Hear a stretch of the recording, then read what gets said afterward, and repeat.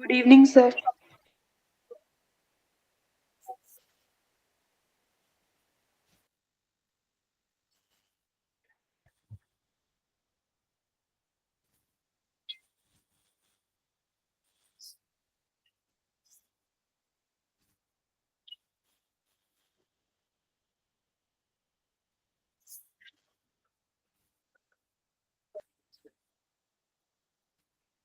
दो तीन मिनट और रुकना है, ठीक है।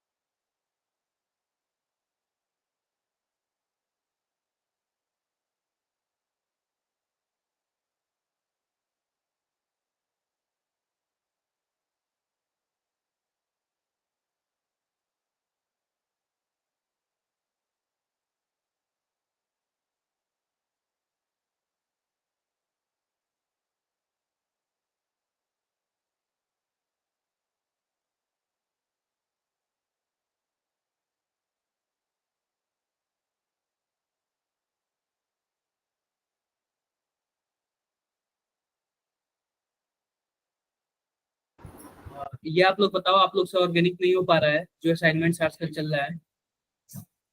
Yes sir. और भी बाकी बच्चे बताओ, आप लोग से ऑर्गेनिक हो पा रहा है कि नहीं हो पा रहा है। यस सर, हो रहा है। ठीक है, तो सबसे पहले ना मुझे दीपांशी का क्वेरी आया था, तो मैं इनका एक बार क्लियर कर दे रहा हूँ। फिर बाकी धीरे धीरे सफा करूंगा। आप लोग व्हाट्सएप पे मुझे सेंड करना स्टार्ट कर सकते हो। आप लोग के जितने भी प्रॉब्लम्स है ना, आप मुझे व्हाट्सएप पे सेंड कर सकते हो। यशवीर है क्या क्लास में?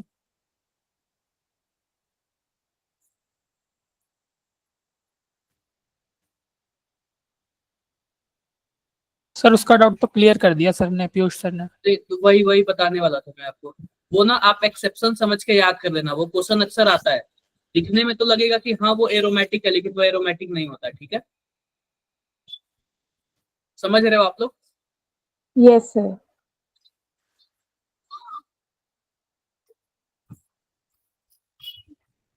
अब देखो, एक बार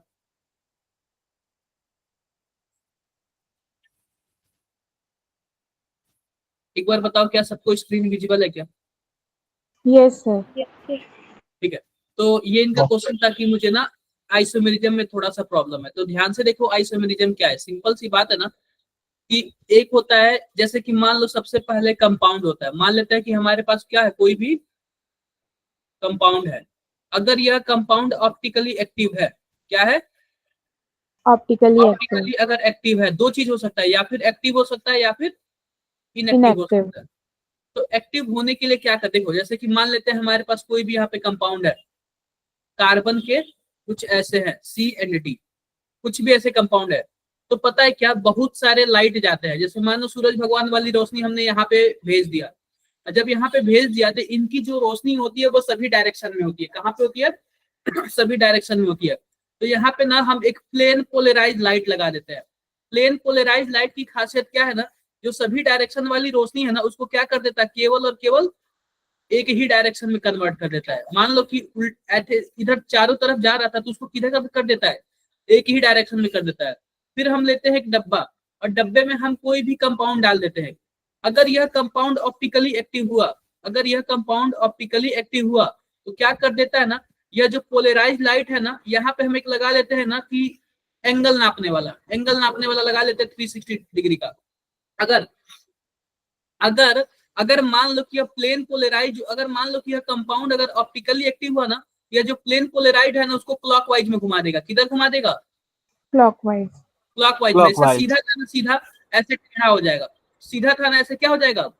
टेढ़ा हो जाएगा, यानी क्लॉकवाइज के डायरेक्शन में घूम जाएगा। तो इसी को बोलते हैं ना, अगर ऑप्टिकली एक्टिव हुआ तो क्या बोलेंगे इसको कि क्लॉकवाइज में घुमा देगा, क्या प्लेन पोलराइज लाइट को, या फिर हम बोलेंगे इसी को डेक्स्ट्रो रोटेटरी में घुमा देगा। डेक्स्ट्रो रोटेटरी बोलते हैं और इसी को प्लस सिंबल से डिनोट करते हैं। क्लियर है क्या? Yes sir. तो यही इसकी खासियत होती है, यही इसकी क्या होती है? खासियत होती है। अब ध्यान से देखो, अब ध्यान से देखो, सिंपल सी बात है ना कि अगर मान लो कि हमारे पास कोई भी ऑप्टिकली एक्टिव कंपाउंड होगा ना, तो वह दो तरीके से होगा। जैसे कि मान लो कि अगर हम हाईएस्ट प्रायोरिटी वाला ले ले 1 2 3 4, तो अगर हम इसको 1 2 3 के ऐसे ऐसे केस में ले जाए ना, अगर ये एंटी क्लॉकवाइज घुमाती, इसको हम लोग क्या बोलेंगे? Laevo rotatory. अगर वही ये क्लॉकवाइज घूमने लगा तो क्या बोलेंगे? Dextro rotatory. इसी को हम लोग आर और एस बोलते हैं। अगर क्लॉकवाइज घुमा तो आर बोलेंगे, एंटी क्लॉकवाइज घुमा तो एस बोलेंगे। ये आप लोग को क्लास में बताया गया था ना, बताओ। Yes sir. ठीक है, तो अब ये पता चलेगा कि क्या हम सब में तो ये क्या बोलते हैं, पोलराइज लाइट डाल के चेक करेंगे क्या कि कौन ऑप्टिकली एक्टिव है, कौन ऑप्टिकली एक्टिव है? नहीं। तो इनकी एक खासियत होती है। खासियत क्या होती है? पहली बात यह ऑर्गेनिक कंपाउंड में होता है, वो ऑर्गेनिक कंपाउंड क्या होना चाहिए? Optically active. अब देखो ऑप्टिकली एक्टिव कंपाउंड की पहचान क्या होती है? पहला तो कार्बन क्या होना चाहिए? कायरल होना चाहिए। क्या होना चाहिए? कायरल होना चाहिए। कार्बन। और दूसरा, कायरल कार्बन की खासियत क्या है ना कि उस कार्बन पे ना चारों अलग अलग, कार्बन की वैलेंसी 4 होती है ना, तो चारों वैलेंसी क्या होनी चाहिए? चारों जो बॉन्ड होते हैं वो अलग अलग होना चाहिए। कोई भी सेम हो गया तो नहीं होगा। ठीक है, क्लियर है मेरी बातें? Yes sir. अब कायरल के बाद क्या होना चाहिए? वह कार्बन पे ना कोई भी पीओएस और सीओएस नहीं होना चाहिए। पीओएस मतलब प्लेन ऑफ सिमेट्री, मतलब हम किसी भी उसको प्लेन से काटेंगे ना, जैसे मान लो ये मेरा मोबाइल है, हम ऐसे इसको काट सकते हैं, इसको हम ऐसे काट सकते हैं। अगर किसी भी प्लेन से काटेंगे, अगर एकदम बराबर भागों में बट गया तो उसको हम लोग क्या बोलेंगे? पीओएस बोलेंगे, यानी प्लेन ऑफ सिमेट्री है। तो प्लेन ऑफ सिमेट्री नहीं होना चाहिए। और सेंटर ऑफ सिमेट्री मतलब मान लो कि यह हमारा है, यहां से अगर हम लेफ्ट जितना गए और वहीं से जितना ही राइट गए, अगर दोनों सेम चीजें मिला तो इसको हम लोग क्या बोलेंगे? Centre of symmetry. क्या मेरी बातें क्लियर है? Yes sir. तो पीओएस और सीओएस क्या होना चाहिए? नहीं होना चाहिए। तो अगर ये तीनों कंडीशन फॉलो होता है तो हमारा वो कंपाउंड क्या है? ऑप्टिकली एक्टिव है। और जाहिर सी बात, ऑप्टिकली एक्टिव है ना, तो दो चीज होगा, एक आर भी हो सकता है और एक एस भी हो सकता है। आर भी हो सकता है और एक एस भी हो सकता है। मान लेते हैं कि हमारे पास यह एक कंपाउंड है, ध्यान से देखना।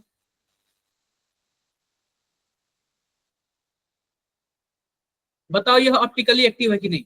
इस पे 3 कार्बन है, 1 2 3। कौन सा कार्बन ऑप्टिकली एक्टिव है? कोई एक ही ऑप्टिकली एक्टिव सेकंड होगा तो वाला। पूरा कंपाउंड ऑप्टिकली एक्टिव हो जाएगा। अब देखो, अगर आप पहले वाले पे देखोगे, पहला वाला कार्बन, क्या पहले वाले कार्बन पे 3 हाइड्रोजन है क्या? Yes sir. तो पहला वाला तो एक्टिव होगा नहीं, क्योंकि हमें 4 अलग अलग बॉन्ड चाहिए। दूसरे वाले पे बताओ, दूसरे वाले पे सर नहीं है। सर नहीं होगा, दोनों साइड यह CH3 क्लोरीन है। है और नीचे ब्रोमीन है, और इस साइड मेथिल है और इस साइड भी मेथिल है, तो यह भी नहीं होगा और तीसरा वाला भी नहीं होगा। यह कंपाउंड क्या है? कायरल नहीं है। क्लियर है क्या मेरी बातें? Yes sir. क्लियर है। अब देखो कि जैसे कि मान लो कि हमारे पास कुछ ऐसे हमने बना दिया, यहाँ पे क्लोरीन बना दिया, यहाँ पे ब्रोमीन बना दिया और यहाँ पे आयोडीन बना दिया। अब ध्यान से अगर देखोगे ना, तो यह दूसरा वाला जो कार्बन क्या है? कायरल होगा, कायरल। क्योंकि अलग ग्रुप हो गए ना, क्लोरीन हो गया, ब्रोमीन हो गया, मेथिल हो गया और यहाँ पे आयोडो मेथिल हो गया।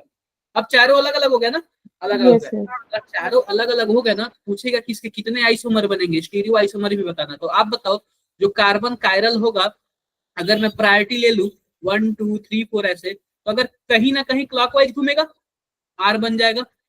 और फिर से अगर मैं उसको चेंज कर दूं प्रायोरिटी, तो उल्टा हो जाएगा, नहीं एस बन जाएगा। क्या आर और एस दोनों चीज बन सकता है क्या? Yes sir. तो इसके ना 2 आइसोमर पॉसिबल होंगे, यानी 2 स्टीरियो आइसोमर पॉसिबल होंगे। एक होगा आर और दूसरा होगा एस। अगर मान लो ध्यान से देखो, तो इसके टोटल कितने आइसोमर होंगे? 2। हम कैसे जानते हैं? 2 पे पावर n, यानी कि 2 पे power number of stereo isomer, number of chiral centre. तो एक ही कायरल सेंटर है। अगर मान लो यस कुछ सर। ऐसे हो गया, इधर क्लोरीन हो गया, इधर ब्रोमीन हो गया, इधर आयोडीन हो गया, इधर क्लोरीन हो गया और यहाँ पे H है। अब बताओ, अब तो टोटल हमारे पास 2 कार्बन कायरल है ना, यस सर, 4 आइसोमर। तो 2 पे पावर 2 हो जाएगा यानी 4 हो जाएगा। समझे क्या आप लोग? Yes sir. किसी को कुछ भी डाउट है? No sir. सर कोई डाउट? सर ये हाँ जी। डबल वाले 2 कार्बन वाले बता ही रहे हो, तो सर वो बता देना इनके सॉलिड और वेज वाले जो होते हैं ना इनके डायग्राम CIP स्कीम वाले। देखो पहली बात सुन लो, सॉलिड मोड में पता है क्या पूरी तरह फिक्स हो जाता है। अगर मान लो कि RS करने का क्या मतलब है कि हम उसका कॉन्फ़िगरेशन चेंज करेंगे तभी तो होगा ना। Yes sir. आज जब सॉलिड है पूरी तरह से फ्रीज हो जाएगा तो हम उसको कहीं घुमा पाएंगे, चेंज कर पाएंगे? नहीं सर वो वेज डैश की बात कर रहा था मैं, वेज डैश। अच्छा वो जो वेज डैश। डायग्राम होता है ना, हाँ CIP स्कीम जैसे इसके अंदर RS जैसे कॉन्फ़िगरेशन कि है। मान लो यह कार्बन है, यह आपका हाइड्रोजन है, यह आपका क्लोरीन है, यहाँ पे कोई भी आप वेज बना लो। वेज जो होता है ना एकदम वो सॉलिड लाइन होता है, ठीक है। और यहाँ पे क्या बना लो, कोई भी डैश बना लो, क्लोरीन कर लो, यहाँ पे ब्रोमीन कर लो। तो हम सबसे पहले क्या करते हैं, ध्यान से देखना। सर ये तो आता है 2 यह कार्बन वाला पूछ रहा हूँ मैं, 2 कार्बन वाला, 2 दो ऑप्टिकल एक्टिव कार्बन, कार्बन। मैं समझा नहीं आपको, मुझे तो कॉपी पे फोटो बना के भेजो, ठीक है। सॉरी, कॉपी पे उसका फोटो बना के भेजो, ठीक है। ओके सर अभी भेज रहा हूँ। तो इसमें तो आपका यह क्लियर हो गया, ऑप्टिकली वाला ये वाला क्लियर हो गया, ठीक है।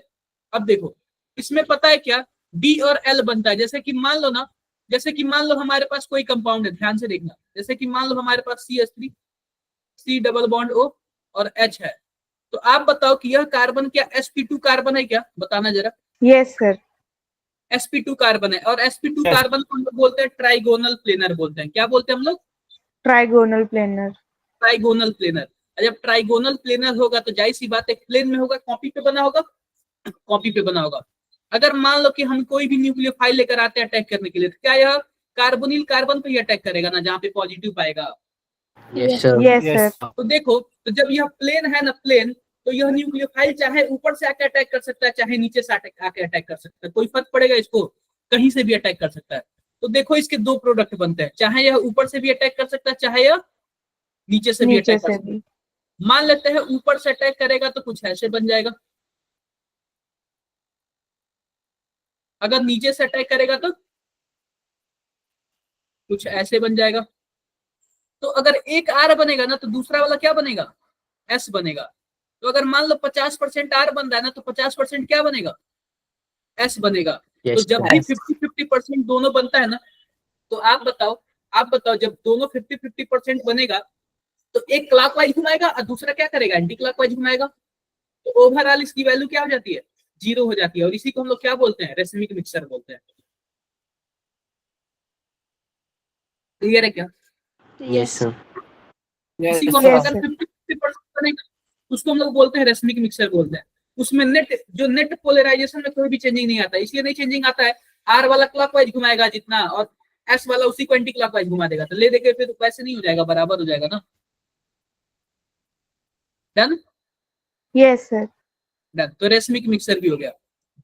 The process of conversion of enantiomer into racemic mixture is also known as racemisation. Racemisation मतलब रेसिमिक मिक्सचर बनेगा तो रेसमाइजेशन बोलेगा, ठीक है। ये बताओ, कायरलिटी आपको पता है ना, एक कार्बन पे चारों अलग अलग ग्रुप होना चाहिए, ठीक है। उसी को क्या बोलते हैं, कायरल कार्बन बोलते हैं। और इसी को हम लोग एसिमेट्रिक कार्बन भी बोलते हैं। एसिमेट्रिक इसलिए क्योंकि इसमें कोई भी सिमेट्री नहीं है, कोई भी सिमेट्री नहीं है। चाहे उस कार्बन को आप लोग स्टीरियोजेनिक सेंटर भी बोल सकते हो। क्या बोल सकते हो? अब देखो जैसे मैं बता रहा हूं, जैसे कि मान लो यह कार्बन कायरल है, यह कार्बन क्या है, कायरल है। तो इसको आप क्या बोलोगे, कायरल सेंटर भी बोल सकते हो, कायरल कार्बन भी बोल सकते हो, स्टीरियोजेनिक सेंटर भी बोल सकते हो, स्टीरियो सेंटर भी बोल सकते हो। मान लो क्लोरीन हो गया, यहाँ पे ब्रोमीन हो गया, यहाँ पे आयोडीन हो गया। आप इसमें जरा बताओ कितने स्टीरियोजेनिक सेंटर हैं? Sir, 2.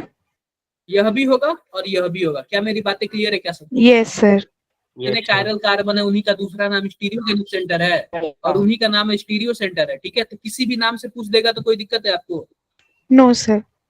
ये कहाँ से आपने पाया था ये फोटो, एनसीईआरटी का है या फिर कहाँ का है? सर ये एनसीईआरटी फिंगरप्रिंट की बुक का है। चलो कोई बात नहीं, ठीक है। ये क्लियर हो गया सबको? बताओ बताओ। Yes sir. Yes sir. अब देखो, अगर मॉलिक्यूल में मान लो कि प्लेन ऑफ सिमेट्री हो गया, तो यह कायरल होगा क्या? No sir. नहीं होगा, कायरल नहीं होगा। यह क्या होगा? ए कायरल होगा। और चाहे सेंटर ऑफ सिमेट्री हो गया तो भी क्या होगा? ए कायरल हो गया। मैं एक एग्जांपल दूं आप लोग को, जैसे मान लो हमने साइक्लोब्यूटेन बना दिया, अब बताओ ये इसमें सिमेट्री है कि नहीं है? सर है। Yes sir. दिख नहीं रहा है सिमेट्री है, यह कायरल नहीं होगा। अब जैसे मान लो कि यह एक नीचे है CH3 और एक ऊपर है H, और यहाँ पे ऊपर है CH3 और नीचे है H। अब बताओ इसमें सिमेट्री है कि नहीं है? सर है।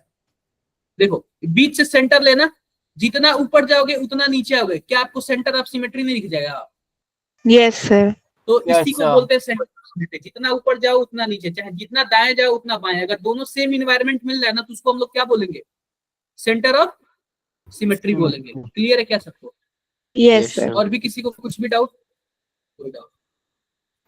सर मैंने फोटो मैं देख लेता हूँ, और सर डाउट ये पहले क्लियर कर लेता हूँ। अब देखो, अब देखो इनएंसियोमर, देखो इनएंसियोमर क्या होता है। तो पहली बात, इनएंसियोमर क्या होते हैं? कहाँ गया यार?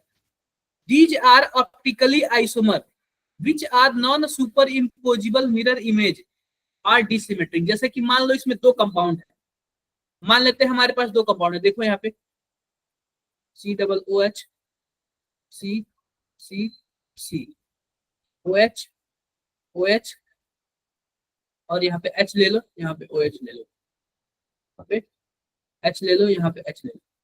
अब देखो होता क्या है कि दोनों कंपाउंड ना एक दूसरे के क्या होना चाहिए?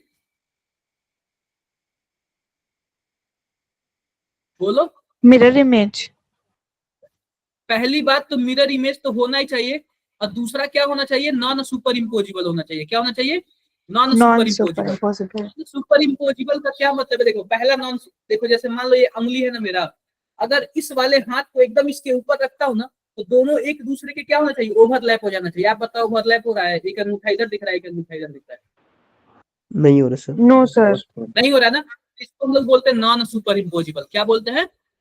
Non super impossible. अगर एक दूसरे के ऊपर सही से फिक्स हो जाता है तो उसको हम बोलते हैं सुपर इम्पोजिबल बोलते हैं।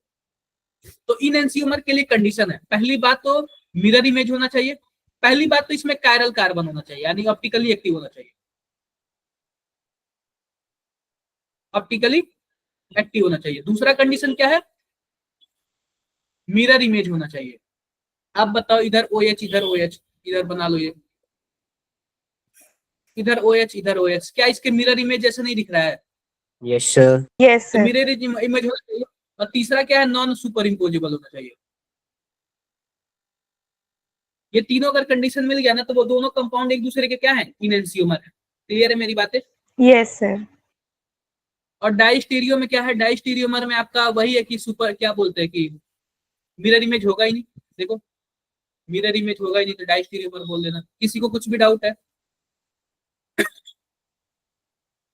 एक वर्ड आता है मीजो कंपाउंड। मीजो कंपाउंड क्या होता है? वह ऑप्टिकली एक, देखो उसमें एक से ज्यादा कायरल कार्बन रहेंगे, एक से ज्यादा कायरल कार्बन होगा, और पता है क्या, हम बीच से काटेंगे ना मीजो कंपाउंड को तो एकदम बराबर बराबर भागों में बढ़ जाएगा। समझे क्या आप? Yes sir. सर एक यही सब एग्जांपल दे दीजिए मीजो कंपाउंड का। जैसे कि मान लो CH3 OH और यहाँ पे H, COH H और CH3। आप सिंपल सी बात बताओ, यह वाला कार्बन कायरल है क्या? Yes sir. और नीचे वाला भी कार्बन यस सर, दोनों है। कायरल है, लेकिन अगर मैं इसको बीच से काटूं तो बराबर बराबर भागों में बढ़ जाएगा। Yes sir. इसलिए क्या यह मीजो कंपाउंड है। और जो मीजो कंपाउंड होगा वह क्या होगा? ऑप्टिकली इनएक्टिव होगा। इनएक्टिव इसलिए क्योंकि इसमें देख नहीं रहे हो, POS दिख रहा है आपको। Yes sir. क्लियर है मेरी बातें? Yes sir. तो मतलब यह प्लेन पोलराइज लाइट को ना कहीं भी नहीं घुमाएगा, लेफ्ट राइट कहीं भी नहीं घुमाएगा। जो एक्टिव कंपाउंड होता है वही घुमाते हैं, और जो इनएक्टिव कंपाउंड होता है वो नहीं घुमाता है। डन? Yes sir. अब इसमें कुछ बचा नहीं है। एक बार ना मैं इनका क्वेश्चन देख लेता हूँ।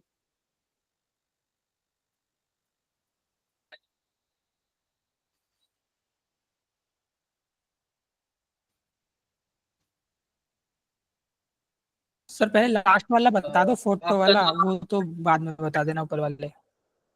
वरुण, वरुण यस आपका सर। नाम है। इसमें आपने लिखा है ना सर मुझे चैप्टर में बहुत दिक्कत है। अब देखो जैसे साल्ट एनालिसिस वो तो अभी पढ़ाया नहीं गया, ठीक है, क्लियर है सर क्या? मैं ड्रॉपर हूँ सर, पढ़ साल्ट रखा है, कोई एनालिसिस, टिप्स वगैरह दे दो ऐसे ही। आप ड्रॉपर बैच के हो क्या? Yes sir. आप ना यूट्यूब का कोई भी एक लेक्चर देख लो 1.5 सर घंटे मैंने का। देख लिए सर, 1 घंटे के नहीं सर, बहुत सारे लेक्चर देख लिए, बट उसमें ना याद करने में बहुत डर लगता है, इनमें बहुत वही ज्यादा वही याद चीज है करने का है इसमें। उसमें, उसमें वही होता ही है। आपको ना 7 ग्रुप ऐसे मिल जाएगा केटायन के, उसके लिए और एनायन के लिए भी मिल जाएगा, वो आपको याद करना पड़ेगा, इसीलिए उसको लास्ट में पढ़ाया जाएगा। साल्ट एनालिसिस ऐसा ही है, अगर आपको नहीं वो है तो आप छोड़ के भी जा सकते हैं, क्योंकि एडवांस में मतलब एक दो क्वेश्चन पूछा, मतलब एक ही क्वेश्चन कभी पूछता भी है कभी नहीं पूछता है। मेटलर्जी भी हो गया, मेटलर्जी भी कुछ इसी टाइप का है, यह जेई में नहीं पूछेगा, एडवांस में ही पूछेगा आपसे, जेई के सिलेबस में नहीं है। इसको भी आपको यूट्यूब का ही कोई शॉर्ट देखना पड़ेगा। बहुत पी सारे ब्लॉक देख हो लिए गया मैंने, बहुत बड़े बड़े लेक्चर देख लिए, 1 घंटे के 10-15 लेक्चर देख रखे हैं इनके। भाई, उसके नोट्स बनाओ और कॉन्टिन्यूअस पढ़ो, पढ़ते जाओ, ये आपका काम आएगा, ये आपका जेई मेंस में काम नहीं आएगा, ये आपका मई जून में काम आएगा, ठीक है। तो अभी तो फिलहाल मैं बोलूंगा जेई मेंस के लिए पढ़ो, आप जनवरी वाले सेशन में अच्छे मार्क्स लाओ, और जो बीच में गैप मिलेगा ना उसमें आप एडवांस का प्रिपेयर करो, ठीक है। आप एक एक बार पढ़ लियो ना। Yes sir. हाँ सर तो दो जब तीन बार ही पढ़ लिया, लेकिन भूल जाता हूँ, बहुत डर लगता है इन नहीं, चैप्टर से। तो अब फिर से क्या करना ना, फिर से इसको आप फरवरी वगैरह में पढ़ना, ठीक है। अभी जेई मेंस पे फोकस करो, समझ रहे हो क्या मेरी बातें? Okay sir. पी ब्लॉक वाला भी ना केवल और केवल अभी जेई मेंस पे फोकस करो, और एडवांस के लिए ना जब आप बीच में जो गैप मिलेगा ना 3-4 महीने का, उसमें पढ़ना। अभी जेई मेंस के सिलेबस के अकॉर्डिंग पढ़ो, पहली बार सिलेबस देख के पढ़ना, क्योंकि सिलेबस में बहुत ज्यादा चेंज है। और रही बात बायोमोलिक्यूल्स, तो बायोमोलिक्यूल्स अभी हम लोग कुछ दिन में पढ़ाएंगे, वो भी पढ़ लेना, और पीवाईक्यू भी लगाना। अगर आप पहले से पढ़ लियो तो आप पीवाईक्यू पे केवल फोकस करो। बायोमोलिक्यूल्स बहुत ईजी है, मतलब बहुत ईजी है क्या, केवल रटने वाला है, जितना भी आपने चैप्टर दिया ना सब रटने वाला दिया, कॉन्सेप्ट वाला कुछ भी नहीं दिया। हाँ सर, यही तो पूछा, मुझे रटा ही तो नहीं जाता, कॉन्सेप्ट वाले तो नहीं तो सही है। हम बता रहे ना, 2-3 बार पढ़ो, 2-3 बार पढ़ो, हर 10 दिन पे 2-3 बार पढ़ो, ऐसे यही उसका तरीका है। मेरे साथ भी ऐसे ही हुआ था, मुझे भी प्रॉब्लम्स आती है रटने वाले सब्जेक्ट। और सर मैंने ऑलमोस्ट मतलब बहुत बहुत सारे चैप्टर्स पढ़ लिए हैं, बट उन्हें आप कंटिन्यू कैसे करूँ? तो मतलब एफएसटी देना स्टार्ट कर दूं, या फिर उन्हें बार बार रिवाइज करूं? बहुत ज्यादा उन्हें हो जाता है, 2-3 दिन बार लग बार जाते हैं सर बार रिवाइज बार करने में। रिवाइज ही मेन चीज है। आप टारगेट बना के करो कि मुझे ना एक शॉर्ट नोट्स बना लो, और आपको हर एक चीज पढ़ने की जरूरत नहीं है। आप शॉर्ट नोट्स बना लो, सबसे पहले तो एक माई मिस्टेक नाम की डायरी बना लो, और उसमें लिखो ना इस चैप्टर में मैं यहाँ पे गलतियां कर रहा हूँ, क्योंकि सब चीज पढ़ते जाओगे ना तो फिर मुश्किल हो जाएगा आपके लिए। उसमें लिखो कि मैं यहाँ पे गलतियां कर रहा हूँ, यहाँ पे गलतियां कर रहा हूँ। हाँ, इसका क्या पूछ रहे हो आप? सर ये वाले बता दो, जैसे ये आरएस है, मतलब ये सीआईपी स्कीम नहीं आती, उसमें थोड़ी अब दिक्कत है। देखो, और सबसे ऐसे डायग्राम का वो ऐसे वेज डैश में कैसे बनाते हैं, जैसे मैंने ये मतलब अलग गलत सलत बना दिया है, इसे सही बता दो कैसे बनेगा ये। अब देखो सिंपल सी बात है ना, कि आपके पास यह दिया हुआ, ध्यान से देखना, यह दिया हुआ है। तो जब भी यहाँ पे ये कौन सा है, फिशर प्रोजेक्शन है, और यह वेज यस डैश है। सर। तो जब भी ऐसे दिया होता है ना, तो यह जो ऊपर वाला होता है ना, आप सबसे पहले तो एक लाइन बना लो, ठीक है, एक लाइन बना लो। और उल्टा वाई का क्या मतलब है? वाई बना लिया क्या? उल्टा वाई यस सर। बना लिया। अब जो ऊपर वाला है उसको जैसे मान लो इसको कार्बन नंबर 1 बोल दो, इसको कार्बन नंबर 2 बोल दो, ऐसे इसको कार्बन नंबर 1, इसको कार्बन नंबर 2। अब कार्बन नंबर 1 में ऊपर कौन है? हाइड्रोजन है। Yes right sir. साइड कौन है? OH है। लेफ्ट साइड कौन है? CH3। कार्बन नंबर 2 में जाओ, ऊपर कौन है? मतलब H है। Right side CH3, CH3। और यहाँ पे OH। क्लियर है क्या? Yes sir. सर तो इसमें इस सॉलिड वेज डैश, इसके वेज डैश भी बता देना, कौन अब सा देखो, वेज पे कौन सा अब डैश। सिम, अब सिंपल सी बात है ना, आपको क्या करना पड़ेगा, एक प्लेन लेना पड़ेगा। आप बताओ, अगर मैं इन तीनों को एक प्लेन ले लेता हूँ, मैं इन तीनों को क्या कर लेता हूँ, एक प्लेन ले लेता हूँ, या फिर मैं किसी को भी प्लेन ले लेता हूँ, तो आप बताओ क्या यह प्लेन के अंदर नहीं दिख रहा है? मतलब पीछे की तरफ जाता हुआ, बताओ। Yes sir. तो आप इसको डैश ले सकते हो, और इसको वेज ले सकते हो। या फिर अगर ऐसा ज्यादा कंफ्यूजन है तो हमें मॉलिक्यूल घुमा के चेक करना पड़ेगा, मॉलिक्यूल को घुमाना पड़ेगा, तो इसमें लग जाएगा टाइम। और मैं आपको ना, आप मुझे मैसेज करना, मतलब मैसेज तो आप किए ही हो, मैं आपको एक लिंक दे दूंगा, उसमें काफी अच्छे से विजुअलाइज करके बता देगा, ठीक है। Okay sir. और किसका किसका डाउट था? और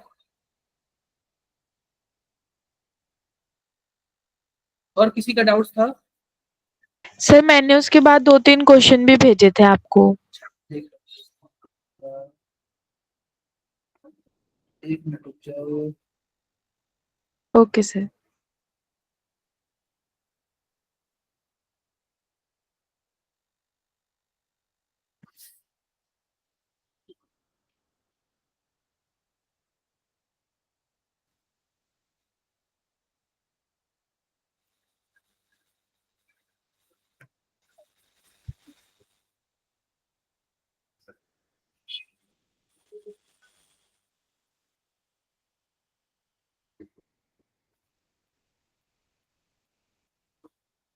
कौन से क्वेश्चन इसमें से बताओ आप? सर एक तो एक बार फर्स्ट वाला बता दीजिए। ये वाला? यस सर, ये फर्स्ट 15th। कोई बताएगा क्या 15 वाला?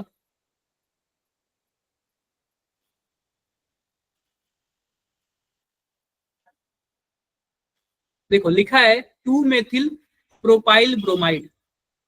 फोटो कैसे बनेगा ये बताओ। हमने सबसे पहले प्रोपील बना दिया 1 यस 2 सर। 3। और यहाँ पे दूसरे पे हमने क्या लगा दिया? CS3। मेथिल लगा दिया। अब ब्रोमाइड है, ब्रोमाइड कहाँ जोड़े हम इसको? इसका सर पोजीशन फर्स्ट पे। फर्स्ट पे। वो वैसे पोजीशन इसका देना चाहिए था, फर्स्ट पे जोड़ लो या फिर थर्ड पे जोड़ लो। ठीक है। Yes reaction sir. C2H5O minus and gives A। कुछ भी दे देता है, A दे देता है। ठीक है। Whereas on reaction with C2O5OH, C2H5OH gives B. The mechanism followed in this reaction and product A and B are respective. कोई बताएगा क्या क्या होगा?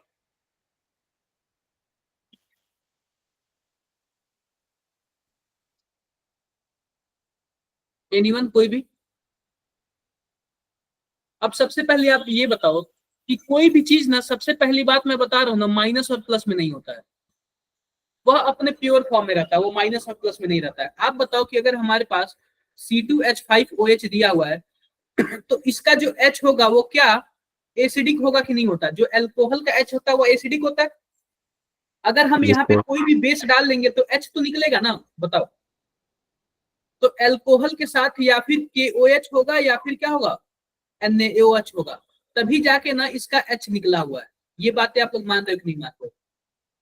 Yes, sir. Yes sir. तो ये बताओ कि पहले वाले केस में क्या दिया हुआ है, एल्कोहलिक KOH या फिर NaOH दिया हुआ है, बोलो। और एल्कोहलिक के केस में क्या होता है, इलिमिनेशन होता है। ये क्या होता है? ये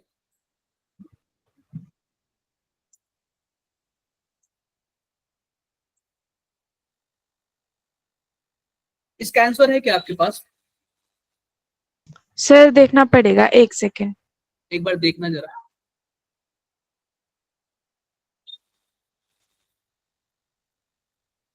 सर ऐसा ही तो मुझे लग रहा था, बट अल्कीन तो बन ही नहीं रहा ऑप्शंस में। वही वही मैं भी देख रहा हूँ।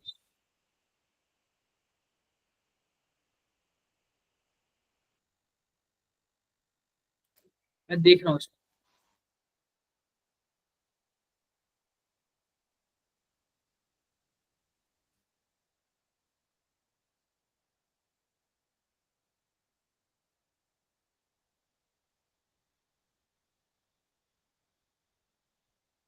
को पूरा सॉल्यूशन भेजती हूँ।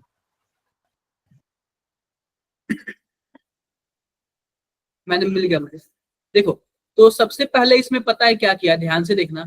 इसमें यह किया हुआ है ना कि जो पहला केस है ना, इसने क्या किया, ये यहाँ पे इरेज करता हूँ। इसने पहले केस में कुछ ऐसे किया हुआ है ना कि यहाँ पे जो SN2 रिएक्शन कर दिया, यहाँ पे जो माइनस है ना, माइनस ध्यान से देखना, जो माइनस है ना यह डायरेक्टली कहाँ पे कर दिया है, इस पे अटैक किया है और इसको बाहर निकाल दिया है। पहले केस में क्या किया हुआ है, SN2 किया हुआ है। अब देखो SN2 करने का क्या मतलब है इसका। तो SN2 के लिए ना सबसे पहले ध्यान से देखो कि हमारे पास यह जो न्यूक्लियोफाइल है ना वह क्या होना चाहिए, स्ट्रांग होना चाहिए। और यह स्ट्रांग न्यूक्लियोफाइल है। स्ट्रांग न्यूक्लियोफाइल क्यों है बताओ जरा। जैसे कि मानो CH3 CH2 और OH। एक तो पहली बात इसके पे माइनस है, ऊपर से यह इलेक्ट्रॉन देने वाले ग्रुप है ना, बोलो। तो इसके Yes, पे sir. इलेक्ट्रॉन डेंसिटी बढ़ जाएगी। और जब इलेक्ट्रॉन डेंसिटी बढ़ जाएगी तो जाहिर सी बात है किसी ना किसी पे जाके अटैक करेगा। तो इसको क्या बोल दिया इसने, SN2 बोल दिया कि डायरेक्टली क्या कर रहा है, SN2 जैसे रिएक्शन कर रहा है। क्लियर है क्या? Yes sir. क्लियर है। तो SN2 जैसे रिएक्शन कर रहा है, तो यह तो SN2 हो गया, तो डायरेक्टली जाके यहाँ पे चिपक जाएगा। लेकिन अब इस केस में देखना, आप लोग ध्यान से देखना, इस केस में क्या है हमारे पास, दूसरे वाले केस में अगर मान लो कि हमारे पास यहाँ पे कुछ भी ना देखे, केवल और केवल अल्कोहल है, तो आप बताओ क्या यह न्यूक्लियोफाइल है या फिर अल्कोहल है? एल्को अल्कोहल। अभी फिलहाल के केस में अल्कोहल है, न्यूक्लियोफाइल नहीं है। और जब यह न्यूक्लियोफाइल नहीं है ना, तो सबसे पहले तो यह जाके ना, सबसे पहले क्या होता है, इसका ब्रोमीन हट जाता है। इसका क्या हो जाता है, अटैक नहीं करेगा, SN1 रिएक्शन कर लेता है। जो बी वाला है SN1 और ए वाला क्या है SN2। SN2 इसलिए क्योंकि यह जाके अटैक करेगा, क्योंकि इसके पास खाली माइनस दिख रहा है, जाके क्या करेगा, अटैक करेगा। और इसके पास अभी ऐसा कुछ भी नहीं है अटैक करने के लिए, तो इसको देखते ही सबसे पहले ब्रोमीन हट जाएगा, पॉजिटिव चार्ज बना लेगा। और पॉजिटिव चार्ज बना लेगा, फिर उसके बाद रीअरेंज करेगा, और रीअरेंज करके फिर जाके ये अल्कोहल चिपकता है। थोड़ा सा कुछ भी क्लियर हुआ क्या? Yes sir. देखो एक चीज मैं बता दे रहा हूँ, अगर न्यूक्लियोफाइल आपका स्ट्रांग होगा तो आप क्या करना, SN2 करना। अगर न्यूक्लियोफाइल आपका क्या हुआ, वीक हुआ, तो आप क्या करना, SN1 करना। इस केस में ना, दूसरे वाले केस में न्यूक्लियोफाइल वीक है। क्यों वीक है? क्योंकि इसके पास कोई भी माइनस चार्ज नहीं है, केवल और केवल लोन पेयर की वजह से यह उछल रहा है, माइनस चार्ज नहीं है। अगर मैं बात करूं माइनस चार्ज और लोन पेयर में ना, तो सबसे अच्छा न्यूक्लियोफाइल कौन होता है, माइनस चार्ज या फिर लोन पेयर? तो minus charge. Minus charge. Minus charge, क्योंकि कभी भी लोन पेयर ना खुद का होता है और माइनस चार्ज किसी और का होता है। कोई और इलेक्ट्रॉन अगर बॉन्ड टूटता है तब जाके उसका माइनस चार्ज उसके पास आता है। थोड़ा सा भी क्लियर हुआ क्या? Yes sir. अच्छा। और भी किसी को कुछ भी डाउट? ये थोड़ा सा ना आप लोग ना इसको कहीं भी नोट बना के लिख लेना, थोड़ा सा अलग है और अच्छा है, थोड़ा सा अलग है और अच्छा है। क्लियर है? Yes sir. और भी किसी को कुछ भी डाउट? सर चैट में पूछा है किसी ने। चैट में क्या पूछा है आपने? सर सेंडमायर रिएक्शन समझा देंगे एक बार। सेंडमायर रिएक्शन क्या होता है बताओ आप लोग। सबसे पहली बात उसमें क्या होता है बताओ जरा। सेंडमायर रिएक्शन में आप क्या करोगे, सबसे पहले आप बेंजीन डाइएजोनियम क्लोराइड ले लोगे। क्या ले लोगे आप लोग? बेंजीन डाइएजोनियम क्लोराइड ले लोगे। अब इसके बाद आप लोग को क्या लेना होता है बताओ जरा, Cu2 Cl2, यही लेते हो ना आप लोग? यस। सर ये दूसरे स्टेप में लेते हैं ना शायद। अरे ये बताओ, आपको मान लो कि आपके पास एनिलीन है, एनिलीन में आपने मिला दिया NaNO2 और HCl मिला दिया, तो क्या आपका बेंजीन डाइएजोनियम क्लोराइड अच्छा बन गया? Yes sir. उसके ठीक है बाद सर। आप ये मिला दोगे तो क्या क्लोरोबेंजीन आपका बन जाएगा? यस सर बन जाएगा। चाहे आप इसकी जगह पे CuCN भी मिला दोगे ना, तो भी क्या बन जाएगा, साइनोबेंजीन ऐसे बन जाएगा। मतलब वही चीज मिलाना ना, जो माइनस यहाँ पे नेगेटिव वाला होगा ना न्यूक्लियोफाइल, वही जाके इसको अटैक कर लेगा, क्योंकि वो बॉन्ड क्या हो जाता है, वीक हो जाता है। समझे क्या? इसमें कुछ समझने वाला ज्यादा नहीं था। ठीक है, और भी कोई प्रॉब्लम्स बताओ जरा एक बार आप। क्या? व्हाट्सएप पे सेंड किया है। मैं देख रहा हूँ।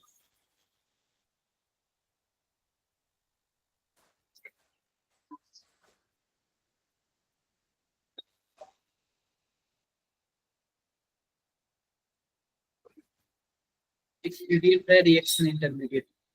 कौन सा क्वेश्चन बताओ इसमें, कलमप्रीत कौन सा क्वेश्चन पूरा? Yes sir. ठीक है, बात कर रही है रिएक्शन इंटरमीडिएट की। रिएक्शन इंटरमीडिएट में सीधी सी बारे में बता रहा हूँ कि रिएक्शन इंटरमीडिएट क्या होता है। अगर कहीं भी कार्बोकेटायन, कार्बो एनायन, फ्री रेडिकल या फिर कुछ भी ऐसे बना ना, उसी को हम लोग क्या बोलते हैं, रिएक्शन रिएक्शन इंटरमीडिएट। इंटरमीडिएट बोलते हैं। ठीक है क्या? अब उसी मैंने एक टॉपिक बनाया था रिएक्शन इंटरमीडिएट करके, वहीं से एक क्वेश्चन है, मैं देख रहा हूँ।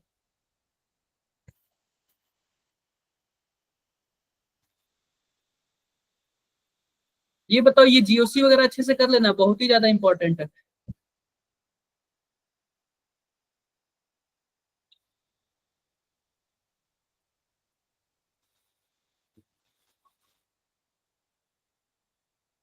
देखो ये रिएक्शन इंटरमीडिएट का क्वेश्चन है। देखो पहली बात, देखो आप बताओ क्या लोन पेयर, देखो पहली बात, अगर कोई भी रेजोनेंस हो रहा है तो अगर रिंग में इलेक्ट्रॉन जा रहा है तो उसको बोलते हैं प्लस आर, अगर रिंग से बाहर इलेक्ट्रॉन जाता है तो उसको क्या बोलते हैं? Minus are. प्लस आर को ही हम लोग मेजोमेरिक इफेक्ट बोलते हैं, यानी प्लस एम या फिर माइनस एम। क्लियर है क्या? Yes, sir. Yes, sir. अब आप ध्यान से देखोगे ना, तो पहले केस में क्या रिंग में इलेक्ट्रॉन जा रहा है क्या? Yes, sir. एक बार इसके आर्थो पे माइनस लाएगा और एक बार इसके पैरा पे माइनस लाएगा, बताओ। Yes, sir. तो जो हमारा ए है ना, ए का कौन सा होगा? फोर्थ वाला होगा क्या? Yes, sir. होगा। और इस वाले केस में, नाइट्रो के केस में देखोगे तो इलेक्ट्रॉन विड्रॉइंग ग्रुप है, रिंग से इलेक्ट्रॉन बाहर निकाल रहा है क्या? एक बार इसके आर्थो पे पॉजिटिव आएगा, एक बार इसके पैरा पे पॉजिटिव आएगा, Minus R. यह क्या होगा? Minus minus R. तो हमारे पास जो डी वाला है वो क्या है? सेकंड आएगा। आपको दो से ही पता चल जाएगा आंसर। क्या है हमारे पास? A का फर्स्ट fourth ऑप्शन। और डी का सेकंड, ऐसा कोई और तो नहीं दिया हुआ ना? No first sir. ऑप्शन। मेरी बातें कलमप्रीत, Yes, sir. सर ये प्लस सी और माइनस सी वाला भी समझा दो। देखो प्लस ई और माइनस ई वाला भी देख लो आप लोग।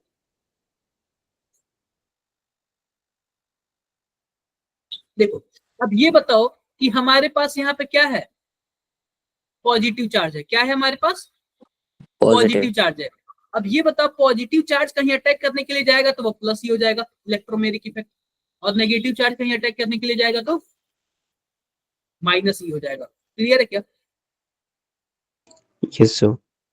बस यही है, ज्यादा कुछ नहीं है।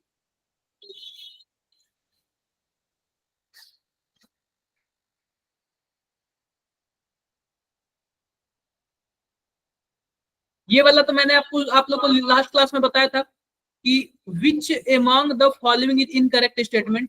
तो hydrogen ion show negative electromeric effect. आप बताओ, ये H प्लस है तो जाहिर सी बात है प्लस ही होगा ना, अभी मैंने बताया ना जस्ट आपको। Yes, sir. बोलो। तो अटैक करने के लिए तो प्लस है तो प्लस ही होगा ना, तो पॉजिटिव इलेक्ट्रोमेरिक इफेक्ट दिखाएगा, नेगेटिव नहीं दिखाएगा। ठीक है। Okay, sir. अब ये पूछ रहा है the correct order of stability of carbon ion, कौन सा ऐसा कार्बन आयन है, स्टेबिलिटी बता दो। तो इसमें हम लोग लगाएंगे ना, सबसे पहली बात आपको एरोमेटिसिटी पढ़ना पड़ेगा। एरोमेटिसिटी आपको अच्छे से पढ़ना पड़ेगा। एरोमेटिसिटी का कोई यूट्यूब पे लेक्चर देख लेना, आधे घंटे का, इजीली बता देगा। तो इसमें सबसे पहले हम देखेंगे ना, अगर 2 इलेक्ट्रॉन, 6 इलेक्ट्रॉन, 10 इलेक्ट्रॉन, 14 इलेक्ट्रॉन हुआ तो यह क्या होगा? एरोमेटिक होगा। अगर 4, 8, 12, 16 ऐसे हुआ तो क्या होगा? एंटी एरोमेटिक होगा। और एक बात मैं और बता दे रहा हूं कि एरोमेटिक और एंटी एरोमेटिक होने के लिए ना, सबसे पहली बात कंपाउंड क्या होना चाहिए? साइक्लिक होना चाहिए। दूसरा कंडीशन क्या है? प्लेनर होना चाहिए। और तीसरा कंडीशन क्या है? कंप्लीट कंजुगेशन होना चाहिए। जो रेजोनेंस हो रहा है ना, वो कंप्लीटली होना चाहिए, बीच में कहीं भी ब्रेक नहीं करना चाहिए। चौथा क्या है? हकल रूल फॉलो करना चाहिए। तो पहले वाले में देखोगे ना, तो हमारा कंप्लीट कंजुगेशन है, साइक्लिक भी है, प्लेनर भी है। अब ध्यान से देखो, यहाँ पे एक पाई बॉन्ड है, एक पाई बॉन्ड में 2 इलेक्ट्रॉन होते हैं, बोलो। Yes, sir. Yes, sir. 2 electron नीचे, और माइनस चार्ज में भी 2 इलेक्ट्रॉन होता है, 2 इलेक्ट्रॉन ऊपर, तो टोटल 4 इलेक्ट्रॉन है। जब 4 इलेक्ट्रॉन होगा तो एंटी एरोमेटिक होगा। और मैंने आपको बताया था, जो एरोमेटिक होगा सबसे ज्यादा स्टेबल, फिर नॉन एरोमेटिक, फिर एंटी एरोमेटिक। तो हमारा जो ए वाला होगा ना, सबसे खराब होगा। क्लियर है क्या? Yes, clear. sir. अगर बी वाला देखोगे ना, बी वाला और सी वाला, तो यह इसमें कंजुगेशन है ही नहीं। जब कंजुगेशन ही नहीं है तो जाहिर सी बात यह क्या होगा? नॉन एरोमेटिक होगा, यह बीच में होगा। ठीक है, अभी मत जानो कौन सा प्रायोरिटी होगा। डी वाला देख लो, 2 इलेक्ट्रॉन यहाँ पे, 2 इलेक्ट्रॉन यहाँ पे, 2 इलेक्ट्रॉन ऊपर, टोटल 6 हो गया। तो सबसे एरोमेटिक। ज्यादा D वाला स्टेबल होगा। क्लियर है क्या? बी और ए का कॉम्बिनेशन किस में आ रहा है? सी में, तीसरे में आ रहा है ना। डन। Yes, sir. और यह भी बता दूं, Yes, sir. अब देखो पूछ रहा है ना कि कितने ऐसे कार्बोकेटायन हैं, कितने ऐसे कार्बोकेटायन हैं कि जो हमारे पास हाइपर कंजुगेशन की वजह से स्टेबल नहीं है। मैंने आपको बताया था हाइपर कंजुगेशन क्या होता है।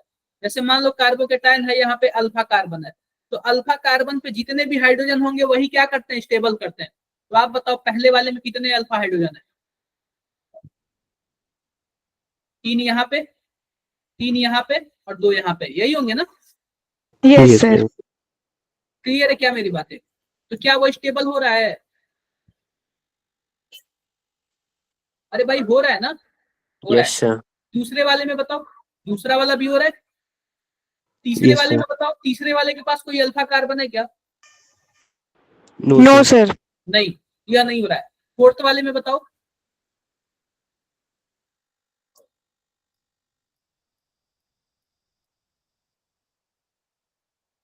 देखो अल्फा कार्बन तो यहाँ पे है, यहाँ पे एक हाइड्रोजन भी है, दिख रहा होगा आप लोग को, लेकिन Yes, यह sir. हाइड्रोजन ना sp3 कार्बन पे होना चाहिए। कंडीशन यह भी है, यह हाइड्रोजन कहाँ पे होना चाहिए? sp3. sp3 कार्बन पे। अगर sp3 कार्बन पे है ना, तभी जाके उसको क्या करेगा? स्टेबलाइज करेगा। यह वाला भी नहीं होगा। इस वाले में बताओ,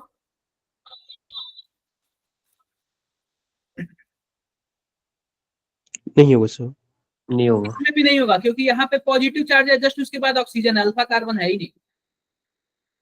यह वाला होगा। और इस वाले में बताओ, लास्ट वाले में, नहीं होगा. ये भी नहीं नो होगा सर। ना। भाई पॉजिटिव चार्ज है, जस्ट इसके पास अल्फा कार्बन कोई है ही नहीं। नहीं समझे आप लोग? सर समझ गए। समझ गए सर। तो इस तरीके से आपको सोचना।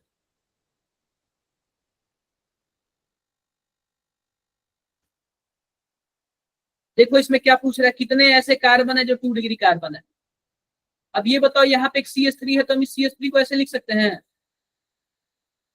Yes. Yes sir. कैसे लिख सकते हैं? लिख लिया। अगर मैं 1 2 3 4 5 की बात करूं, तो पहला कार्बन कितने डिग्री का है? 2 1 डिग्री डिग्री। का। Sir 1 degree. 1 डिग्री का है ना। अगर मान लो पहला कार्बन है तो केवल और केवल एक ही कार्बन से जुड़ा है, तो 1 डिग्री का है। दूसरा कार्बन देखोगे 3 डिग्री। इससे भी जुड़ा हुआ है, इससे भी जुड़ा हुआ है, और ऊपर वाले से जुड़ा हुआ है। दूसरा वाला कार्बन कितना है? 3 degree. 3 डिग्री। तीसरा वाला कार्बन बताओ। 2 डिग्री। 2 डिग्री। 2 डिग्री है, क्योंकि बस 2 ही कार्बन से जुड़ा है, एक इस साइड से और एक इस साइड से। और फोर्थ वाला बताओ आप लोग। 3 डिग्री। 3 डिग्री। डिग्री। और 5 वाला 1 डिग्री। 1 डिग्री। तो केवल और केवल हमारे पास तीसरा कार्बन ऐसा है जो केवल और केवल 2 डिग्री का है। तो हमारे पास ऑप्शन केवल और केवल सिंगल वन ही आएगा। एक ही कार्बन है ना जो 2 डिग्री का है। Yes, sir. Yes sir. Clear है क्या सबको? Yes, sir. Yes sir. चलो ये बताओ, how many compound among the following compound show inductive mesomeric as well as hyper conjugation?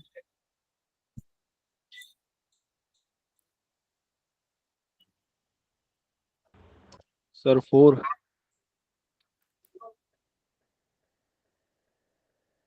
बताओ बताओ।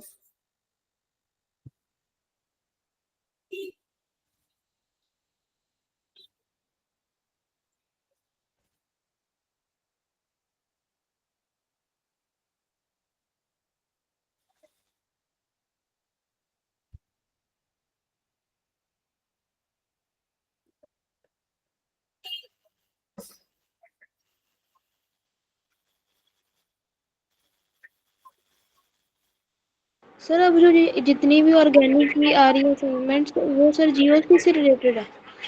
बिल्कुल, सबका सब जीओसी से रिलेटेड है। आप जितना भी ऑर्गेनिक पढ़ रहे हो ना, सबका सब जीओसी से रिलेटेड है। इसलिए मैंने जीओसी पे क्यों इतना ध्यान देता हूँ, मैं इसलिए बार बार बोलता हूँ जीओसी जीओसी। कहीं भी कुछ भी आता है, मैं सबसे पहले मेरा माइंड में यही होता है जीओसी। और आप लोग हो तो समझने का नाम ही नहीं लेते। जीओसी से सब रिलेटेड है, सब एवरीथिंग जीओसी से रिलेटेड है। नहीं समझे अभी? समझ गए सर। समझ गए सर। सभी का सभी जीओसी से रिलेटेड है।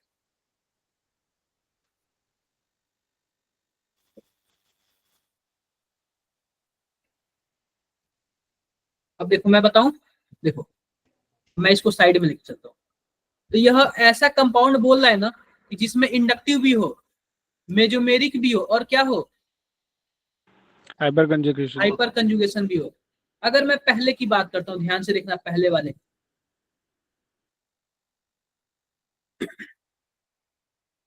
आप बताओ कि यहाँ हमारे पास यह है। अब यह बताओ इसके पास लोन पेयर है, क्या यह मेजोमेरिक इफेक्ट दिखाएगा? Yes, sir. Yes yes sir. Sir. मान लो। अब ये बताओ, ऑक्सीजन मोर इलेक्ट्रोनेगेटिव एटम है, तो क्या इलेक्ट्रॉन अपने मोर इलेक्ट्रोनेगेटिव एटम से खींचेगा? खींच लेगा सर. यस मान सर। लो कि इंडक्टिव भी है। अब ये बताओ, हाइपर कंजुगेशन है क्या? इस रिंग के पास जो भी अल्फा कार्बन है, क्या कोई अल्फा कार्बन है कि जो कि हाइपर कंजुगेशन रिंग से दिखा सकता है? No sir. सर बताओ। ओ के पास वाला, क्या? अब ये बताओ कि अगर ऑक्सीजन के मान लो पास वाला। इसका जो हाइड्रोजन अगर निकालोगे तो यह किसके साथ, ऑक्सीजन के साथ थोड़ी दिखाएगा हाइपर कंजुगेशन। हाइपर कंजुगेशन तो डबल बॉन्ड के साथ दिखाएगा ना। Yes sir. आप बताओ कि यह ऑक्सीजन के साथ दिखा के क्या करेगा? हाइपर कंजुगेशन किसके साथ दिखता है? Double bond. सर आपकी स्क्रीन पॉज हो गई, और सबके साथ हो रहा है क्या? हाँ सर, आपकी स्क्रीन नहीं दिख रही।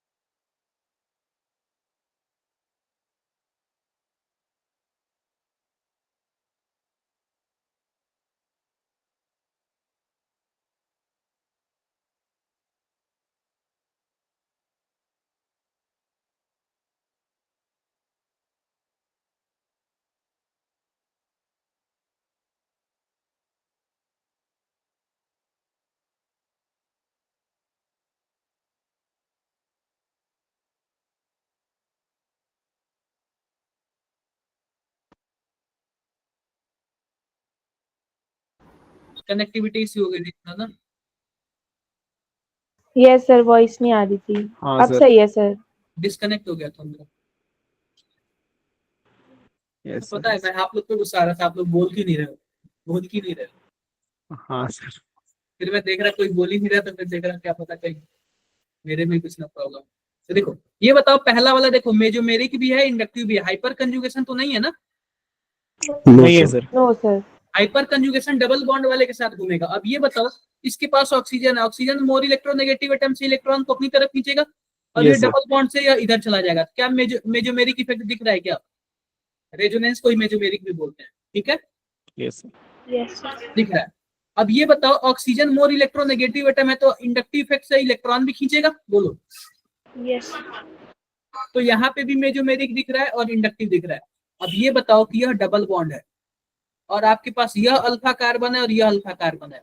ये बताओ, यह अल्फा 1 है, यह अल्फा 2 है। अल्फा 1 के पास कोई हाइड्रोजन है क्या? नहीं है सर, अल्फा 2 पे है। अल्फा 2 के पास? अल्फा 2 के पास है ना। तो हाइपर कंजुगेशन तो दिखा लेगा ना ये। हाँ सर। तो यह वाला तो आपका हो जाएगा, यह वाला नहीं होगा। तीसरा बताओ, तीसरा, इसमें तो कुछ दिख ही नहीं रहा। फोर्थ वाला बताओ। नहीं सर। फोर्थ वाले में इंडक्टिव तो हो जाएगा, लेकिन रेजोनेंस वगैरह कहीं कुछ है ही नहीं, डबल बॉन्ड। फिफ्थ वाला बताओ, फिफ्थ वाला। सर फिफ्थ वाला हो जाएगा। हो जाएगा, क्योंकि इसकी वजह से क्या होगा, रेजोनेंस हो जाएगा। यस और सर। जाहिर सी बात है कि Yes, यह sir. इंडक्टिव नाइट्रोजन भी हो और जाएगा, इलेक्ट्रोनेगेटिव एटम है, तो इलेक्ट्रॉन इलेक्ट्रॉन को क्या करेगा, अपनी तरफ खींचेगा। खींचेगा। और इसके पास अल्फा हाइड्रोजन है, देखो यहाँ पे रिंग के जो जस्ट बगल वाला कार्बन, उसके पास अल्फा हाइड्रोजन है। हाँ, यह क्या हाइपर करेगा, कंजुगेशन भी हो जाएगा। यह वाला होगा। क्लियर है क्या? Yes sir. Yes sir. Just उसके बगल वाला बताओ। सर डबल बॉन्ड है उसके बगल वाले में, और सिमिलर केस है, हो जाएगा इसमें भी। हो जाएगा, इसके पास भी तो अल्फा हाइड्रोजन है ना। Yes sir. इस वाले केस में बताओ। सर इस वाले में नहीं होगा, इसमें CS3 नहीं है। नहीं होगा, क्योंकि मेजोमेरिक होगा ही नहीं ना, हाइपर यस सर। कंजुगेशन ही केवल होगा। सर इस वाले इंडक्टिव भी केस नहीं में हो पाएगा क्योंकि CS3 है। इंडक्टिव भी नहीं होगा। इस वाले केस में बताओ, लास्ट वाले केस में। सर हो सकता है क्या? इसमें हो सकता है क्या सर। होगा, सी डबल बॉन्ड वो है ना, या इधर हाँ। जाएगा या इधर जाएगा। अल्टरनेट पोजीशन पे डबल बॉन्ड है ना, तो मेजोमेरिक हो गया, इंडक्टिव भी हो जाएगा, और यहाँ पे हाइपर कंजुगेशन हो जाएगा। यहाँ पे अल्फा देखो, अल्फा है, डबल बॉन्ड पे जस्ट अल्फा कार्बन है। यस यहाँ सर। तक किसी को कुछ भी डाउट है? नो सर, टोटल 4 हो गए। 4 हो गए। कर लोगे ना ऐसे आप? यस। Yes sir. दीपांशी हो क्या आप क्लास में?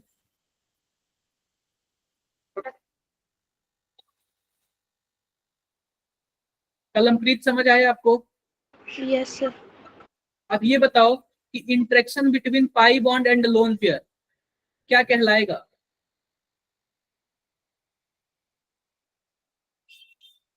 मान लो कि हमारे पास यह क्या है, यह लोन पेयर है हमारे पास, ठीक है, और यह पाई बॉन्ड है। अगर इंटरेक्शन रेजोनेंस रेजोनेंस कहलाएगा ना, रेजोनेंस इफेक्ट। रेजोनेंस इसी को बोलते हैं ना हम लोग, yes sir. Yes sir. Resonance बोलते हैं। और स्टेबिलिटी ऑफ कार्बोकेटायन बताया, आपको पता है 3 सर डिग्री। इलेक्ट्रोमेरिक में क्या फर्क होता है? कुछ नहीं होता है, वही पॉजिटिव नेगेटिव का ऐड होता है, कुछ भी नहीं होता। अच्छा। और आपको यह पता है कार्बोकेटायन का 3 डिग्री 2 डिग्री 1 डिग्री। बोलो। Yes sir. Yes sir clear. और भी किसी को कुछ भी डाउट है इसमें? और भी कोई कुछ सर क्वेश्चन? एसिडिटी और बेसिसिटी बता दो एक बार। क्या? सर एसिडिटी और बेसिसिटी। देखो एसिडिटी और बेसिसिटी क्या होता है, जैसे कि मान लो हमारे पास सबसे पहले दो चीज लेते हैं, एक पीरियड लेते हैं और एक क्या लेते हैं, ग्रुप लेते हैं। अगर मान लो कि हमारे पास क्या है, कुछ ऐसे है, ध्यान से देखना। पीरियड में हमारे पास CH4 है, NH3 है, H2O है और HF है। तो आप बताओ, अगर मान लो सबके सब एसिड होंगे तो H+ निकालेंगे क्या? और H+ निकालेंगे तो CH3 माइनस हो जाएगा, NH2 माइनस हो जाएगा, OH माइनस हो जाएगा और F माइनस हो जाएगा। बताओ। Yes sir. यस अब आप सर। बताओ, क्या सबके सब सेकंड पीरियड के हैं? सबके सब सेकंड पीरियड के हैं। Yes sir. पता है क्या, H+ निकालने के बाद, H+ निकालने के बाद अगर माइनस वाला जितना ज्यादा स्टेबल होगा वो उतना ही अच्छा एसिड होगा। अगर H+ निकालने के बाद माइनस वाला जितना ज्यादा स्टेबल होगा वह क्या होगा, उतना ही अच्छा एसिड होगा। आप बताओ, इन चारों में से जो माइनस वाला सबसे ज्यादा स्टेबल होगा वही सबसे अच्छा एसिड होगा। आप बताओ, सबके सब सेकंड पीरियड के हैं तो साइज लगभग क्या होगी सबकी, सेम सेम होगी। होगी। अगर साइज सेम है ना, तो जिसकी इलेक्ट्रोनेगेटिविटी ज्यादा उसका एसिडिटी ज्यादा। तो आप बताओ इलेक्ट्रोनेगेटिविटी किसकी ज्यादा है? फ्लोरीन की। क्लोरीन की। क्लियर है क्या? क्लियर है। तो हम यस सर। सबसे पहले देख लो, पहला कंडीशन क्या चेक करेंगे, साइज। अगर साइज बड़ा होगा तो एसिडिक क्या होगा, एसिडिटी ज्यादा होगा। और दूसरा कंडीशन क्या चेक करेंगे, इलेक्ट्रोनेगेटिविटी। अगर इलेक्ट्रोनेगेटिविटी ज्यादा होगा तो एसिडिटी क्या होगा, ज्यादा होगा। तो इस वाले केस में हमारे पास फ्लोरीन सबसे अच्छा एसिड है, HF वाला, फिर H2O, फिर NH3, फिर ये। क्या मेरी बातें क्लियर है? क्यों? क्योंकि साइज सबका सेम है, इलेक्ट्रोनेगेटिविटी फ्लोरीन की ज्यादा है। क्लियर है क्या? Yes yes sir. सर। अब ग्रुप की बात कर लेते हैं। ग्रुप की, जैसे कि मान लो हमारे पास HF है, HCl है, HBr है और क्या है, HI है। अब ये बताओ कि हम, जाहिर सी बात है, हम H+ निकालेंगे तो F माइनस बनेगा, Cl माइनस बनेगा, Br माइनस बनेगा और क्या बनेगा, I माइनस। हम सबसे पहला कंडीशन क्या चेक करते हैं, साइज। जिसका साइज बड़ा उसका एसिडिटी बड़ा, जिसका साइज बड़ा उसका एसिडिटी बड़ा। तो आप बताओ साइज किसका बड़ा? Sir fluorine. आयोडीन का। अरे आयोडीन का ना। आयोडीन का। अच्छा। हाँ आयोडीन का ना। तो आयोडीन सबसे अच्छा एसिड होगा ना, आयोडीन वाला। सर बॉन्ड लेंथ तो आयोडीन की छोटी होती है ना? बात बॉन्ड लेंथ की नहीं है, हम उसकी बोल रहे हैं, क्या बोलते हैं कि साइज। हम एसिडिटी की बात कर रहे वो साइज से वो डिटरमाइन होती है। हैं, साइज और इलेक्ट्रोनिक। अगर साइज सेम है तो इलेक्ट्रोनेगेटिविटी चेक करेंगे। ठीक। ठीक है क्या? Yes sir. और भी किसी का कुछ भी डाउट्स? और भी किसी का सर कुछ भी डाउट्स? एसिडिटी और बेसिसिटी में अच्छा एसिड वो होगा जो ज्यादा वो दे दे प्रोटॉन्स, है ना, पॉजिटिव। और बेस भी अच्छा वो होगा जो ज्यादा H+ दे, मतलब प्लस दे पहली दे। बात देख लो, पहली बात देख लो, आप केवल एक ही चीज सीखो, एसिड वाला। अगर अच्छा एसिड होगा तो खराब बेस होगा। ठीक है, आप एक ही यस कॉन्सेप्ट। सर। अगर अच्छा एसिड होगा तो खराब बेस होगा। आप बताओ, इसमें से सबसे अच्छा एसिड हमने HI को बोल दिया, तो सबसे खराब बेस कौन होगा, HF होगा ना। हाँ नहीं समझे आप लोग? आप एक ही चीज सीखो, दोनों चीज सीखोगे ना तो गड़बड़ कर लोगे आप। ठीक है। और भी किसी का कुछ भी डाउट्स? क्लियर है सबको? Yes sir. और और सर फिर अगर साइमल्टेनियसली कह दिया कि इसमें से सबसे अच्छा बेस कौन होगा तो क्या बोलेंगे हम? HF बोल दोगे। HF। हाँ ठीक है। ठीक है। चलो फिर आते हैं मेन क्लास में। सर Yes, आपको sir. एक क्वेश्चन भेजा है। मैं देख ले रहा हूँ।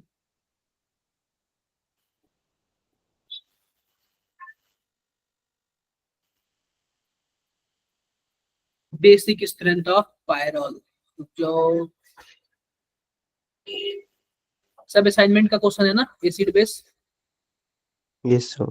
कौन से ग्रुप से हो आप? Sir B04। अभी पीयूष से पढ़ा रहे हैं? Yes sir. अच्छी बात है, अच्छे से मन लगा के पढ़ो। यही है, ठीक है। सबसे पहले ध्यान से देखना आप लोग, मैं जब ना एमीन पढ़ा रहा था ना, एमीन मैं अपने क्लास में पढ़ाया हूं, मैंने ये बोला ना कि नाइट्रोजन का जो लोन पेयर होता है वो बेस का काम करता है। अगर यह जितना ज्यादा किसी को दे देगा तो अच्छा बेस होगा, अगर किसी को नहीं दे पाएगा तो खराब बेस होगा। आप बताओ कि आपने वो चीजें तो पढ़ा है ना कि लेविस बेस, अगर लोन पेयर इलेक्ट्रॉन किसी को डोनेट करता है तो लेविस बेस होता है, बोलो। Yes sir. आप बताओ कि अगर पहला वाला किसी को दे देगा तो क्या होगा? लेविस बेस हो जाएगा, अच्छा बेस हो जाएगा। सबसे पहले हम इसकी बात कर लेते हैं, हमारे पास कुछ ऐसे दिया हुआ ना। अब इसी में देख लो, आप बताओ क्या इसका लोन पेयर रेजोनेंस करेगा क्या रिंग में? यस सर करेगा। जब रेजोनेंस करेगा तो इसके पास लोन पेयर कोई मांगने आएगा तो देगा क्या यह? नो क्योंकि सर। घूम रहा है चारों तरफ, नहीं देगा ना, तो सबसे खराब बेस होगा। क्लियर है? Yes sir. और ये बताओ, ये वाले में बताओ, पिपरिडीन वाले में बताओ, इसके पास क्या कोई रेजोनेंस करने वाला है? No sir. नहीं है, ये सबसे अच्छा बेस होगा। इजली कोई आएगा तो दे देगा ना ये। तो पाइपरिडीन सबसे अच्छा होगा और पायरोल क्या होगा? सबसे खराब होगा। अब बीच वाला जो है देखो, पाइपरिडीन और पायरोल, ये वाला होगा, डी वाला। क्लियर है क्या? Yes sir. तो ऐसे कुछ तरीके से आपको सोचना है, जब आप एमीन्स पढ़ोगे तो उसमें बताया जाएगा ये आपको, ठीक है। Okay sir. एक बार रुक जाओ, आप एक बार फिर से सेंड करना। सर। अच्छा, प्रतिष्ठा आपने सेंड किया है क्या? Yes sir. ये भी जस्ट मैं बताया हूँ ना प्रतिष्ठा, ये भी मैं जस्ट बताया हूँ। सर मैं क्लास में नहीं थी। एक बार रिकॉर्डिंग देख लेना, ये रिकॉर्डिंग हो रहा है, ठीक है। और कौन बच्चा ओके भेजा सर। है? और भी कोई सेंड किया है? बताओ। नहीं सर बस यही था। तो बस ये था, ठीक है। फिर मिलते हैं फिर मेन क्लास में आपसे, ठीक है। सभी कोई मेन क्लास में आ जाना जो 7 बजे से होगा, ठीक है। तब तक के ओके लिए सर।